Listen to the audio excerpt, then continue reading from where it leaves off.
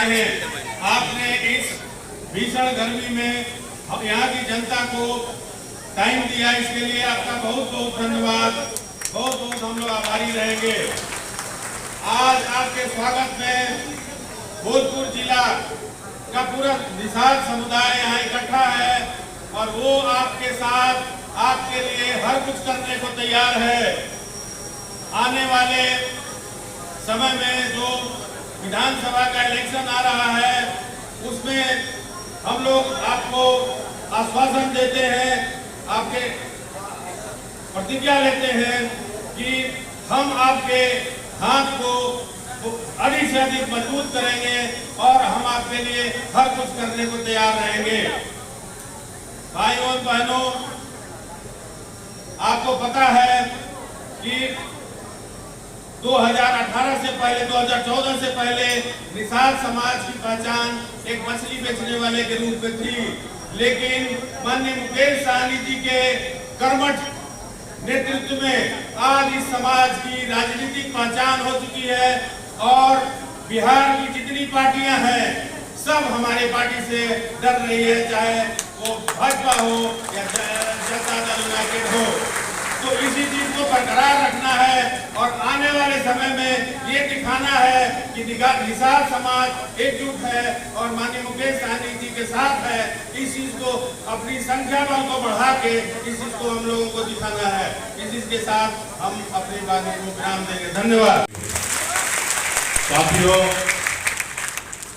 पिछले 11 सालों से आप लोग हम लोगों ने जो समय का इंतजार कर रहे थे वो समय आने वाला है। साथियों, आप सब जानते हैं कि चुनाव का समय है। कुछ ही महीने में बिहार में चुनाव होना है और बिहार का मुख्यमंत्री बनना है। और आप और हमने एक सपना देखा है कि इस आजाद भारत में हम सर उठा के जिए, हमारे आने वाला पीढ़ी जो है वो सर उठा के जिए। इस आजाद भारत में अगर आप चाहते हैं कि आपके बच्चे आने वाले समय में सर उठा के जिए तो इसके लिए मात्र 2 काम करना है। एक रोटी कम खाइए, लेकिन अपने बच्चे को पढ़ा लिखा कर शिक्षित बनाइए। जब तक हमारा समाज शिक्षित नहीं होगा तब तक समाज आगे नहीं बढ़ेगा। और दूसरा, अपने अधिकार के लिए संघर्ष कीजिए, लड़ाई लड़िए। ये देश पहले गुलाम था, अंग्रेज का शासन हुआ करता था। उसके बाद आपके पूर्वज, हमारे पूर्वज ने 250 साल तक अंग्रेज से लड़ाई लड़ा। हजारों लाखों की संख्या में लोग शहीद हुए। उसके बाद देश आजाद हुआ और आजाद भारत में पहले राजा के घर में रानी के कोख से बच्चा जन्म लेता था तो वो राजा बनता था। लेकिन आजादी के बाद बाबा साहब भीमराव अम्बेडकर ने हमें एक संविधान बना के दिया।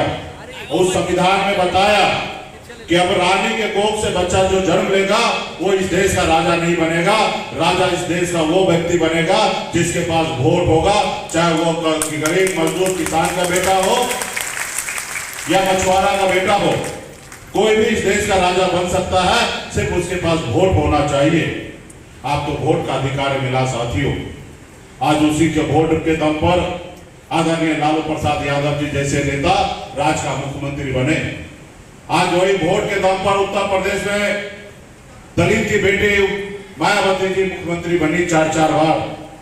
वही वोट के दम पर नीतीश कुमार जी मुख्यमंत्री बने। वही वोट के दम पर मैं भी बिहार में मंत्री बना था साथियों, वही वोट के दम पर। अगर ऐसा व्यवस्था नहीं होता तो ना लालू जी जन्म लेते, ना मुख्यमंत्री बनते, ना बहन मायावती जी बनते, और ना गरीब मछुआरा का बेटा बिहार का मुख्यमंत्री बनता। ऐसा नहीं होता। तो इस समय को आप सबको आने वाला समय में कंटिन्यूटी लेके चलना है। आप देख रहे हैं कि चुनाव का समय है। आज हमारे निषाद समाज को बंगाल में आरक्षण मिल रहा है एससी का। आप दिल्ली में जाइए जहां पे संविधान बना, वहां पे एससी का आरक्षण निषाद को मिलता है। चाहे निषाद में भील हो, बेलदार हो, नोनिया हो, मलाह हो, चाय हो, तियर हो, बनपर हो, गोरी हो, बेलदार, तमाम निषाद के सभी 22 के 22 जाति को आरक्षण मिल रहा है। लेकिन बिहार में नहीं मिल रहा। क्यों नहीं मिल रहा है? क्योंकि उस समय का सरकार ने सही काम नहीं किया। और दूसरा आप पढ़े लिखे नहीं थे, हमारे पूर्वज पढ़े लिखे नहीं थे, उन्होंने संघर्ष नहीं किया, जिसके कारण हमको आरक्षण नहीं मिला। अगर हमारा समाज पढ़ा लिखा होता, हमारे पूर्वज बाप दादा अगर संघर्ष करते, तो आज हमारे समाज को आरक्षण मिल गया होता, और आरक्षण मिलता तो क्या लाभ होता। आज आप बिहार में सभी जाति धर्म में सभी जगह देखिए, अगर मुसहर का बेटा को ढूंढिएगा तो वो भी बिहार में कलेक्टर होगा। आप पासवान समुदाय से ढूंढिएगा तो आपको कलेक्टर मिलेगा, आप राम समुदाय से ढूंढिएगा तो कलेक्टर मिलेगा, सभी जाति वर्ग में से कलेक्टर मिलेगा, लेकिन निषाद का बेटा कलेक्टर नहीं है। वो क्यों? क्योंकि हमको आरक्षण नहीं मिला, हमको रोकने का लोगों ने काम किया। इसलिए साथियों, आपको आरक्षण मिल जाएगा तो आपका बेटा इंजीनियर होगा, डॉक्टर होगा, IPS होगा, IAS होगा, बड़े से बड़े पौधे पे आपके समाज के लोग होंगे। तो इसके लिए आपको हमको संघर्ष करना पड़ेगा।